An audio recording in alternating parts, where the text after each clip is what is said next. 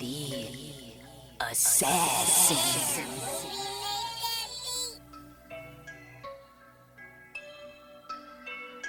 You know I break necks, call me Jack Tate. I have no regrets while your life is fading. I'm a crazy fuck equivalent to Satan. When I'm behind the mic, I feel like the greatest. You know I break necks, call me Jack Tate. I have no regrets while your life is fading. I'm a crazy fuck equivalent to Satan. When I'm behind the mic, I feel like the greatest. What up, y'all? You're listening to Sports Talk with Tropp, and I'm your host, Katie Tropp. Well, I guess I was wrong that the Denver Nuggets might suffer from some, that it might take them a minute to catch up, and, because they had a few days off, and usually when you have a few days off, sometimes it takes a minute. It's your first NBA Finals. Takes you a minute to get going, and instead, no, the Denver Nuggets came right out and annihilated the Miami Heat last night in Game 1 of the NBA Finals. 104-93. The score sounds a lot closer than it was. There were points in this game where the Nuggets were up 19 points, and I believe they were up 17 going into halftime. So, it was a royal ass kicking by the Denver Nuggets. No shocker there, just because it was shocking that the Miami Heat were able to dominate the Boston Celtics like they did in Game 7 in Boston in the Eastern Conference Finals. That was really, really surprising, in my opinion, that the Boston Celtics just completely did not show up for Game 7. They did not act like they were ready for Game 7, and the Miami Heat did. But it did not look like the Miami Heat were ready for Game 1 of the NBA Finals last night. They looked like the number 8 seed out in the Eastern Conference, and the Denver Nuggets looked like the number 1 overall seed in the entire NBA, and they just knocked it out the park. Nikola Jokic, what do you think Nikola Jokic did last night? Oh, that's right. He had a triple-double, as he always does. I believe that's his 9th of the playoffs so far this season, which is a record. So he just keeps scoring and getting involved in every single play. He had 27 points, 14 assists, and 10 rebounds. And then Jamal Murray, his dude, he had a double-double, 26 points, 10 assists, and 6 rebounds. And like I said, the Miami Heat did not show up. Jimmy Butler was pretty much a non-factor all night, and Miami actually set a record last night, a record you don't want to set, for the least free throw attempts and the least amount of free throws made in an NBA Finals game. They only had 2 free throws last night. That's it, 2. So if you're not getting to the line, then you're going to have issues scoring, especially against this Denver Nuggets team. And right now, Denver's up 1-0 on the Miami Heat.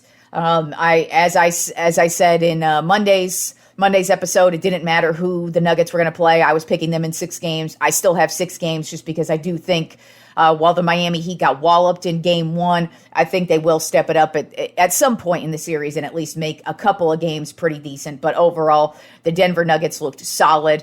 Even beyond Jokic and Murray, their bench played great. Their defense was great. And they just played an overall great game, whereas the Miami Heat just did what they do, Jekyll and Hyde, every single game. So Game 2 will be Sunday night in Denver. We'll see if Miami shows up for that one. But the Denver Nuggets got Game 1 officially an ass-kicking, and they made it seem like they are the team to beat this year. All right, and let's move on to some baseball. Had a few things happen this week. Beginning on Monday, Marcus Stroman of the Chicago Cubs, he threw a 1-hit shutout in a 1-0 win over the Tampa Bay Rays. It was his second career shutout, and it was really just an overall solid performance from him and the Chicago Cubs, who just have not had a good season at all. But they got a big win against the Tampa Bay Rays, who are the best team in the league. Then that same day on Monday, Aaron Judge, who just is continuing for what he did last year on into this season. He had 2 home runs and then also robbed a home run of Teoscar Hernandez of the Seattle Mariners in a 10-4 Yankees win on Monday, and he just was all around. He was just hitting the ball out of the park. But the home run that he robbed from Teoscar Hernandez was just beautiful. The guy's 6'7", so he doesn't really have that far to go when he's jumping. But the guy just made the big plays and got a huge win for the Yankees, who are now starting to surge yet again. So we'll see what they're able to do going on through the season. And then on Tuesday, we had some nice pitching performances yet again. Actually, we've had some very solid pitching performances all week. And then so on Tuesday, New York Mets pitcher Kodai Senga, he's been very up and down this season. He is their rookie pitcher, and he's been pretty bad on the road, but at home he's been very solid. And in a 2-0 win over the Philadelphia Phillies at home, he threw 7 innings and only 1 hit as well. So it was also a shutout for him. He continues his reign at home, but he's seeming to get better as the season goes on. So it's going to be interesting to see where the Mets are at with their starting pitching, because now they're getting it going with their starting pitching. They've had their ups and downs. But Senga is not the only New York Mets pitcher I'm talking about in this week's rundown of baseball. But then also on Tuesday, another great pitching performance from Zach Gallen of the Arizona Diamondbacks. The dude is money. I mean, he's been money for the last couple of seasons, but especially in home games. Right now, he's pitching a .66 ERA in all of the home games so far this season. And against the Colorado Rockies in a 5-1 win, he pitched 6 scoreless innings and just had yet another dominating performance. And this guy is it's crazy how well the Diamondbacks continue to do, because I did not expect them to be a good team at all. But Zach Gallen has been one of the top pitchers, hands down, this season. Then on Wednesday, Shohei Ohtani did it again. He had 2 home runs against the Chicago White Sox. One went for 425 feet. The other one went for 459 feet. And then Mike Trout was like, yeah, I got a little bit more in myself than you do. And he hit a home run for 461 feet. So these guys are just knocking them out of the park in a 12-5 win over the Chicago White Sox. And then on yesterday, Max Scherzer, he's finally stepped it up this season, because he's had a very shaky season. Started off the season kind of slow, then he was injured, and now he's back. And he threw 7 innings last night with 9 strikeouts in a 4-2 win over the Philadelphia Phillies, which actually ended up being a sweep for the New York Mets over the Philadelphia Phillies. And Scherzer seemed to be back in form. And as I was saying about the Mets, now they're starting pitching with Senga had a good week. Scherzer looks to be getting back to normal. Then you've got Verlander. I don't know, this New York Mets team might be able to put it together this second half of the season. But so far they've been pretty up and down. But this week they've looked really solid with the starting pitching. All right, and now let's move on to this week's Trop 5. Last week when I was on vacation, the little bit of news that went on in the NBA was they had the NBA draft lottery. So who gets the first overall pick this year in the NBA draft? It's going to be the San Antonio Spurs.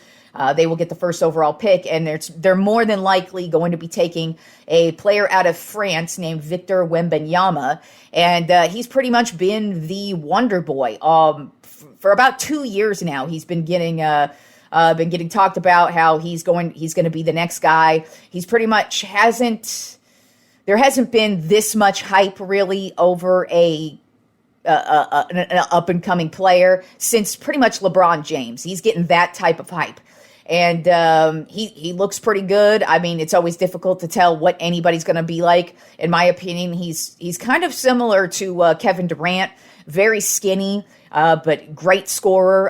He's got long range. So he's good defensively with blocks and everything. So he's just looks like he's going to be a very solid player. And it looks like the San Antonio Spurs are going to be drafting yet another amazing player, as they have a few times throughout the history of the San Antonio Spurs. But with that being said, today's Trop 5 list I decided to do is the Trop 5 first overall NBA draft picks. And so basically these are guys who were the first overall pick in the draft. And it's not really about their NBA careers, even though all 5 of them have had amazing NBA careers. But it's mostly going to be about kind of the hype leading up to the draft and then them living up to the hype. afterwards as well. So those are kind of the boundaries set on this one. But all five of these guys, they're all Hall of Famers. They all had spectacular careers, but they were the first overall pick in the NBA draft and were pretty much hyped up along the same lines as Wembanyama has been all season. So let's start it off with number 5, and that would be Tim Duncan, who was drafted first overall in 1997 by the San Antonio Spurs. He's primarily played power forward and center throughout his career. He was a 5-time NBA champion for the San Antonio Spurs, also a 2-time MVP. That's just the little bit of career highlights for him, but he really had a Hall of Fame NBA career. When you're ranking power forwards, he's probably number 1 overall. Definitely in the top 5, but he, in my opinion, probably would be number 1. But he turned around this San Antonio Spurs organization. Yes, they had David Robinson before him, but they really never won anything until they drafted Tim Duncan, and they really haven't been shit since Tim Duncan retired. So definitely Tim Duncan had to make this list just because his NBA career was amazing. But the whole year, actually a couple years leading up to him getting drafted, he was heavily sought after.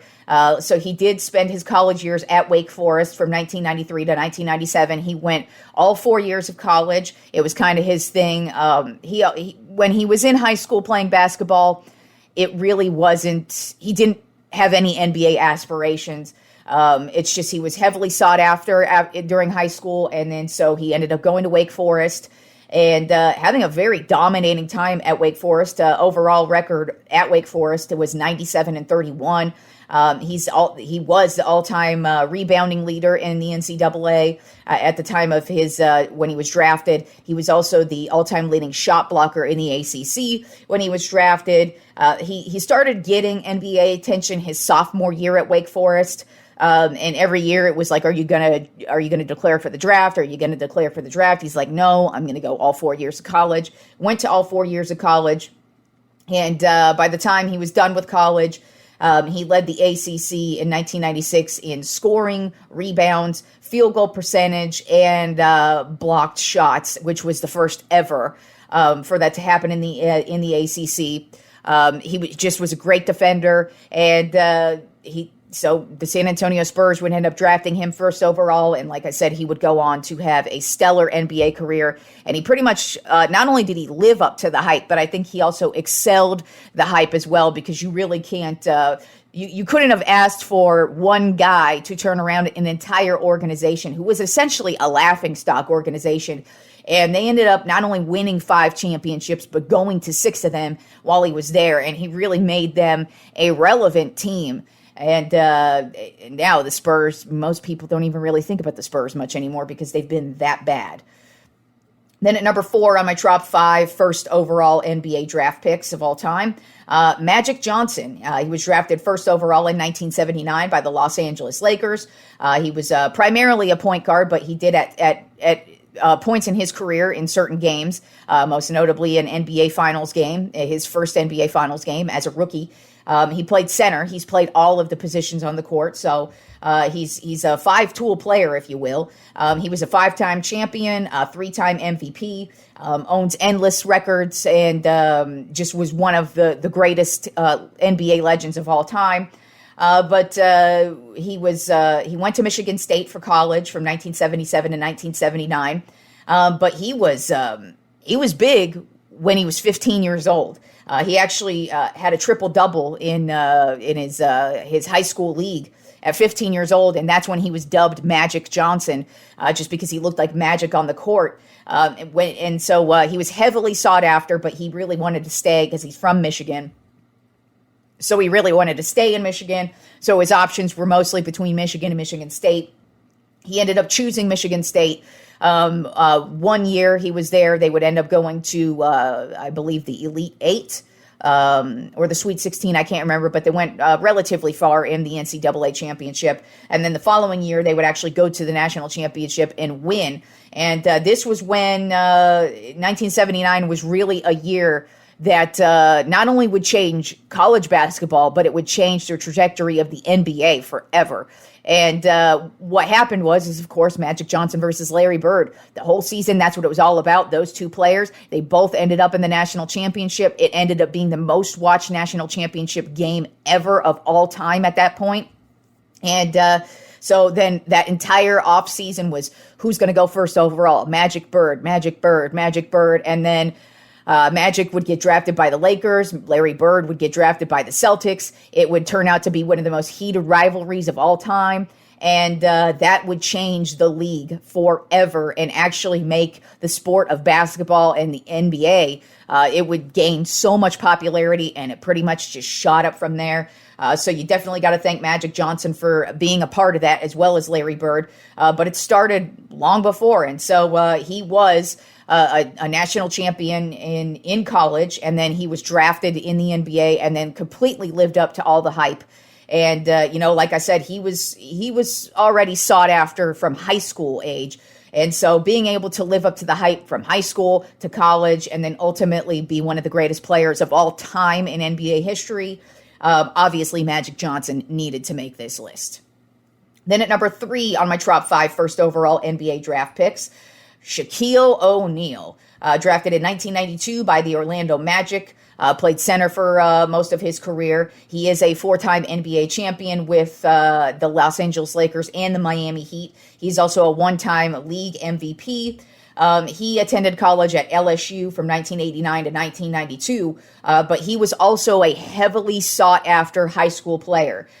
He grew up partly in Germany for a lot of his childhood because he was an army brat, and so his father was stationed over in Germany. But then after Germany, they moved to Texas, and he hit high school, and he was one of the most dominating Texas high school basketball players ever. Still to this day, Shaq owns a lot of Texas high school basketball records. His high school team would go on to have a record of 68-1 at his time playing in Texas. And he had a high school state record, which still stands to this day, of 791 rebounds. So the guy was just crazy in high school, heavily sought after, ended up going to LSU, had an amazing career at LSU, would be an All-American. And he was essentially, when he was coming up, before he was drafted in the NBA, this was the hype machine. He was going to change the league, and Shaquille O'Neal did change the league. Arguably one of the greatest centers of all time. He would go on to have a Hall of Fame career, of course. But he was hyped up in high school, hyped up in college, and he would hit the NBA. And even in his rookie year, the Orlando Magic were a laughingstock team, but he and Penny Hardaway turned them into one of the most watchable, exciting teams for those couple of years. Then he would ultimately go on to sign with the Lakers, and he would be one of the most dominating centers in that time period for the Lakers. They would go on and win 3 championships, and then he would get traded to the Miami Heat, and he and Dwayne Wade would win a championship over there. So he essentially changed 3 teams. He really changed the league because he was one of the most unguardable players ever this league has had. And Shaq 100% lived up to all of the hype given to him before he hit the league. Then at number 2 on my top 5 first overall NBA draft picks, Kareem Abdul-Jabbar. But when he was drafted, he actually went by his birth name, Lou Alcindor. If you don't know, Kareem Abdul-Jabbar converted to Muslim. He actually did in UCLA, and he did change his name to Kareem Abdul-Jabbar, but he didn't really officially change it until he was drafted into the NBA a couple years after. But he was drafted first overall in 1969 by the Milwaukee Bucks. This was actually their first ever pick, or was it their second ever pick? I don't remember, but I know they were they were a new team when they were able to draft then Lou Alcindor. He played center. He was a 6-time NBA champion, a 6-time league MVP. But his college career, he would go to UCLA from 1966 to 1969. He actually won 3 consecutive championships there. Basically, he owns so many records as a college player and as an NBA player that you can't really, it would be an endless show, basically, if I just started rattling off on all the records that Kareem owns. But the guy was one of the most hyped up players, not only coming out of college, but I mean in high school too. He was heavily sought after in high school. He would end up choosing UCLA, mostly just because, John Wooden is a legendary coach. He just kind of liked what they had going on there as a team. And like I said, they would go on and win 3 straight championships. He would be an All-American all his years there. I believe he was also a Mr. Basketball, which is a college or a high school award. And Shaq was also Texas Mr. Basketball as well. Going back to Shaq. But Kareem, he was so dominant in college that actually in 1967, they had to create what they referred to as the Lou Alcindor rule, where you weren't allowed to dunk anymore. And that rule would actually last until, I believe, 1976, around sometime in the 70s. But that's how dominating he was as a player, is that they were like, dude, we have to create rules because you dominate and kick our ass so much. And guess what? UCLA still kicked their ass. He still was the number overall pick. He would go on and win a championship with the Bucks. Then he would move over to the Los Angeles Lakers, dominate with them. And he just was one of the greatest players. In my opinion, he's the greatest NBA player of all time. But most certainly college basketball player too. I just think Kareem was just born to play basketball, and he was just such a legend at it. That's actually how the hook shot evolved, because of the no dunking rule they created in college basketball. And so that's where we got the hook shot, the legendary hook shot that nobody's been able to duplicate still to this day. And so Kareem, he was also, when they created this no dunk rule, he would get Sports Illustrated's attention. And like I said, he was just heavily sought after at every level of his career. And he completely 100% not only lived up to the hype, but completely excelled over the hype put on him before he was drafted. And now, number 1 on my Tropp 5 first overall NBA draft picks. This was the first person I thought of. I knew he was going to be number 1. I lived it. I lived through this hype. And there really has not been the hype train coming into the league like there was for LeBron James. He was drafted first overall in the 2003 NBA draft by the Cleveland Cavaliers as a forward. And I mean, he's also like Magic, where he's played essentially every single position on the court, but he's primarily a forward. He's a 4-time NBA champion and a 4-time MVP. And he didn't even go to college. That's how heavily sought after LeBron James was. We started hearing about LeBron James when he was 16 years old. His high school playing time, he would go undefeated at one point. They would win multiple championships, and he got the Sports Illustrated cover his senior year of high school. So that's how hyped up LeBron James was at the time. He went to St. Vincent St. Mary's, where he would be 3-time Ohio Mr. Basketball. He was a 2-time All-American, and he was also 2-time National High School Player of the Year. And like I said, I lived it. We knew who LeBron James was at 16 years old, and they were dubbing him the next Michael Jordan, and this guy has completely lived up to the hype. Not only did he happily take on this role, because the thing about hype trains and what I've never liked about them is what you do is when you call somebody the next Michael Jordan, you're placing a lot on that person's back to live up to. And LeBron didn't shy away. He took it right on. And not only did he take it right on, but he was drafted by the Cleveland Cavaliers, a franchise that's been a laughingstock until he was drafted. He made them relevant. Now, in his first tenure there, he did not win them a championship, but he took them to the promised land. And then he would end up going to Miami, winning a couple championships there. Then he would go back to Cleveland, and he would win a championship in Cleveland. And just the fact that he won an NBA Finals in Cleveland, that says a lot about the dude. And then, of course, now he plays for the Lakers, and he's just had a legendary career. He's obviously going to be inducted into the Hall of Fame whenever he retires. But if anybody has lived up to the hype, and I feel like nobody had that much hype on them coming into the NBA like LeBron did. I don't even really think this Wembanyama guy has had as much hype as LeBron. He's had a lot of hype. But when LeBron when LeBron was 16, like I said, we were hearing about the dude. We were hearing about him his senior year, and then he was drafted, and he has so far completely lived up to the hype. Now, of course, in my opinion, he's not the next Jordan. He's the LeBron James. I don't like putting those titles on people, but he changed the league. He took over. He's been one of the most dominating players his entire career. And in my opinion, he has to be number one on the list because I don't think anybody has had that much hype on him like LeBron. I mean, I wasn't alive when Kareem was drafted, but he had played a full college career and he had been hyped up, but he also got the experience by playing with or by being coached by a great coach like John Wooden. And then, of course, Shaq, he had a lot of hype as well, but he also had a long career in college as well. And then Magic Johnson, I feel like had a lot of hype as well. And I feel like on this list, out of all of the guys that had a lot of hype, Johnson probably matched LeBron's.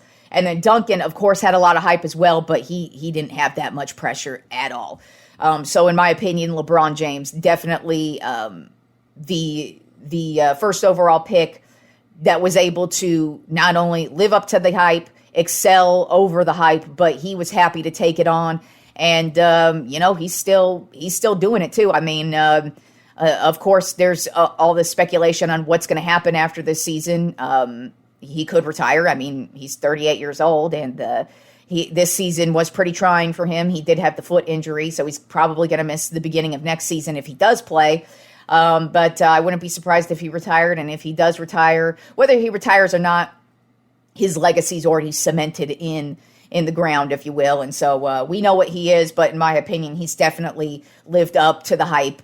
And I don't think anybody had as much hype coming into the league like LeBron did. But Victor Wembanyama, it's going to be interesting to see what happens with his career. Like I said, he's probably getting drafted by the Spurs. I don't see who else they would take. But let's see if they're able to build around him. And, hopefully we're going to see the next generation of the league because LeBron is most certainly on his way out. Whether he plays a couple more years or not, he's definitely headed on the way out. And it looks like Wembanyama is heading on in, and yet another, looks like we may have yet another successful European player because, you got Jokic going off in the NBA Finals this year, from Serbia, and then you've got Luka Doncic, another European player who's been taking over the league as well. So all these foreign players, part of the reason why they're so good, and one of the reasons why Wembanyama's been so hyped up is they in Europe actually get to play at pro style levels at young ages. And so that's how they learn and seem to have better technical skills than over here in the States. But we'll see what the career of Victor Wembanyama has in store, and hope. And like I said, this is probably going to be yet another successful first overall pick for the San Antonio Spurs because not only did they have Tim Duncan first overall, but they also had the legendary David Robinson first overall. So that is today's Tropp 5 list. So like I said, we've got game 2 of the NBA Finals on Sunday night in Denver. So we'll see where we're at on Monday with that. And enjoy the weekend of sports. And I will talk to you fools on Monday.